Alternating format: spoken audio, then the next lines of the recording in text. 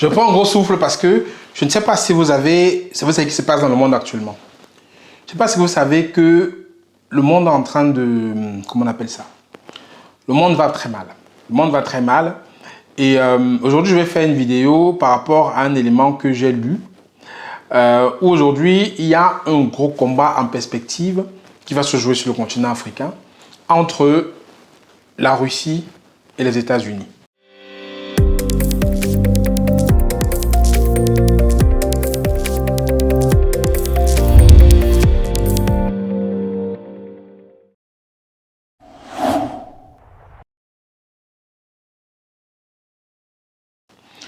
Et pour cela, je suis tombé dans mes recherches sur un projet de loi. Un projet de loi qui a été voté par le Congrès américain aux États-Unis, qui est tout récent, ça ne date même pas d'une semaine.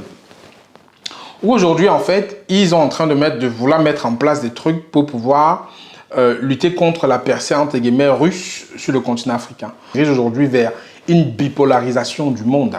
Et l'Afrique va forcément payer les frais alors que ce n'est pas notre combat. Mais moi, je pense que ça va être différent qu'avant parce que les Africains aujourd'hui ne se laisseront pas faire, ne se laisseront pas dicter leur conduite. Et ça va être un peu très compliqué. Mais je veux qu'on voie ensemble. J'ai ici la résolution de loi. On va la parcourir rapidement. Il y a quelques éléments qui m'ont interpellé ensemble. Et après, vous me donnerez votre avis. Donc, en fait, la résolution, c'est la résolution HR 73-11-117. Elle est intitulée « Loi sur la lutte contre les activités malveillantes de la Russie en Afrique ».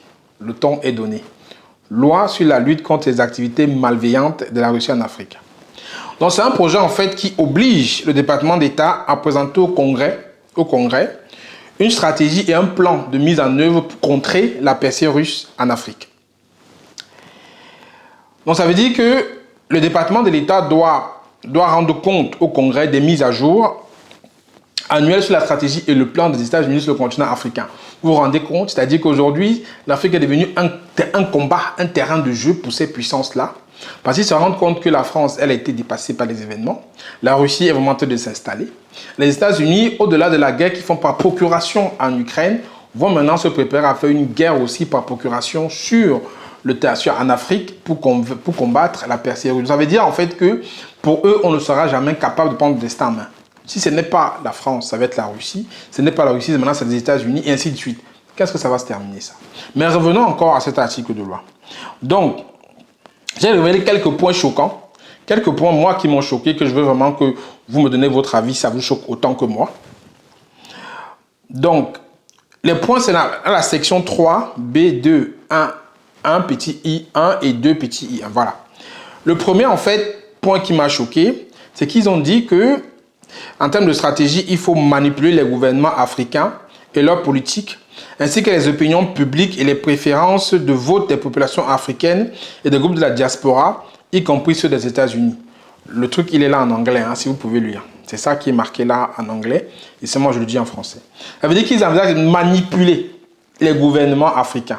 Vous entendez ça? C'est-à-dire que manipuler, jusqu'à quel niveau la manipulation va jouer, je ne sais pas, mais ils entendent manipuler les gouvernements africains et leurs politiques, ainsi que les opinions publiques. Attention, Facebook et tout ce qui peut tourner, donc manipuler les gens. Ça, c'est le premier point qui m'a choqué, c'est que manifestement, ils ne se cachent même plus pour pouvoir dire qu'ils vont manipuler et influencer. De deux, ce qui manque, le deuxième point, c'est investir, s'engager ou contrôler d'une autre manière des secteurs stratégiques en Afrique, tels que l'exploitation minière et d'autres formes d'extraction et d'exploitation des ressources naturelles, des bases militaires et d'autres accords de coopération en matière de sécurité et des technologies de l'information et des communications. Donc, ça veut dire ça, c'est le deuxième point, c'est-à-dire qu'ils veulent investir, s'engager et contrôler d'une manière les secteurs stratégiques. On sait bien qu'aujourd'hui, la Russie est en train de prendre le pas sur ces secteurs stratégiques-là, mais ils veulent contrer ça, tout ça dans un continent qui ne nous appartient pas. L'Afrique aujourd'hui va encore devenir un champ de bataille d'une des puissances, alors que l'Afrique est complètement étrangère à tout cela. Mais là, on comprend en fait l'importance de l'Afrique. Moi, je pense que celui qui dominera l'Afrique, c'est un mot qui est terme, va peut-être dominer le monde. Parce que l'Afrique aujourd'hui, ça va être 2 milliards d'habitants en 2050. Et l'Afrique, c'est vraiment un pouvoir puissant. Donc, ces grandes puissances-là se battent aujourd'hui pour pouvoir prendre le pas sur l'Afrique. Mais je pense qu'on ne se laissera pas faire. Les leaders africains aujourd'hui, la société civile, les jeunes aujourd'hui, ne se laisseront pas dicter leur conduite comme c'était fait avant.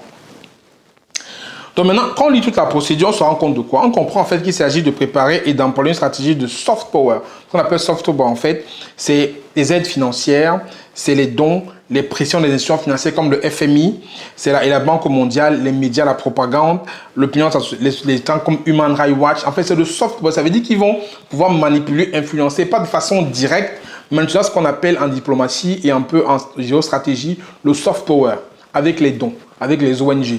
Avec la Banque mondiale, avec le FMI, tous les moyens de pression pour faire les deux éléments qu'on a dit en haut, c'est-à-dire manipuler, essayer de mettre la main sur les ressources stratégiques. On savait qu'ils vont utiliser ça.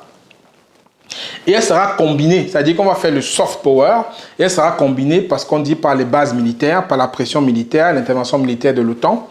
Et l'OTAN a même en train de réfléchir comment aussi faire entrer des pays africains dans l'OTAN. L'OTAN est en train de réfléchir à une extension de son influence sur le continent africain, à recruter les pays africains pour entrer dans l'OTAN. Moi, je suis complètement fou cette histoire. Donc, ils veulent implanter les bases militaires sur le conseil, soutenir des rébellions et tout ça pour pouvoir justement allier le soft power, qui est justement ce bras qui va permettre de manipuler, de financer, avec le hard power pour ceux qui sont têtus, d'envoyer les militaires et les bases militaires pour pouvoir faire la guerre. Donc, tout ça, c'est pourquoi? Ça, c'est dans le but de stopper, en fait, la Russie en Afrique. Et garder le contrôle sur les pays africains et les empêcher d'acquérir une quelconque autonomie. C'est un peu ça qui est quand même fou, quoi. C'est-à-dire, aujourd'hui, on se bat pour ça. Et on a du mal à voir comment est-ce que les gens ne veulent pas nous laisser nous en sortir. Et rester vigilant parce que la Russie, enfin, l'un ou l'autre, on aura besoin de partenariat. On a besoin de partenariat. On ne peut pas évoluer en vase clos. Mais on voit bien que les États-Unis se préparent vraiment à une vraie stratégie de riposte. Une riposte qui va faire très mal. Et l'OTAN, je pense que l'OTAN va servir de bras parce qu'on dira qu'il y a des pays africains qu'on va demander à intégrer l'OTAN. Et je pense qu'ils vont jouer dessus pour pouvoir gober certains pays africains. Donc cette résolution-là, je voulais partager ça avec vous parce que je pense qu'on doit rester vigilants. Nous devons tous, en tant qu'Africains, vraiment être au courant de ce qui se passe pour notre continent, dans notre dos, parce que là, c'est vrai que c'est un truc qui est passé parce que personne n'a vu, hein, mais quand on fait des recherches, on tombe dessus, c'est public, c'est ouvert à tout le monde. Donc, restons vigilants. Nos intellectuels, nos leaders, toute notre société civile demain aura du boulot, parce que tout ça, il faudra trouver des solutions de contournement. Il faudra quand même que nous, on soit aussi debout pour faire comprendre qu'on a notre voix à donner dessus. Donc, restons connectés et on doit vraiment se préparer à des années vraiment difficiles. Parce que ça va, l'Afrique va être un combat, un terrain de combat assez fort pour ces puissances-là. Et si nous, Africains, on n'a pas une voix forte et qu'on n'impose pas nous aussi comment est-ce qu'on voit les choses, on va se faire gober. Je ne sais pas ce que vous en pensez. Mettez-moi ça en commentaire. Je vous partage le lien si vous souhaitez complètement lire toute la résolution. Vous pouvez le regarder dans le lien qui est à la description de la vidéo. Mais je pense qu'il est important qu'on sache ce qui se trame dans notre dos pour notre continent. C'était Franck Kenyé. Mettez-moi en commentaire ce que vous en pensez. Je vous dis à très bientôt dans une prochaine vidéo. D'ici là, prenez soin de vous. Ciao, ciao.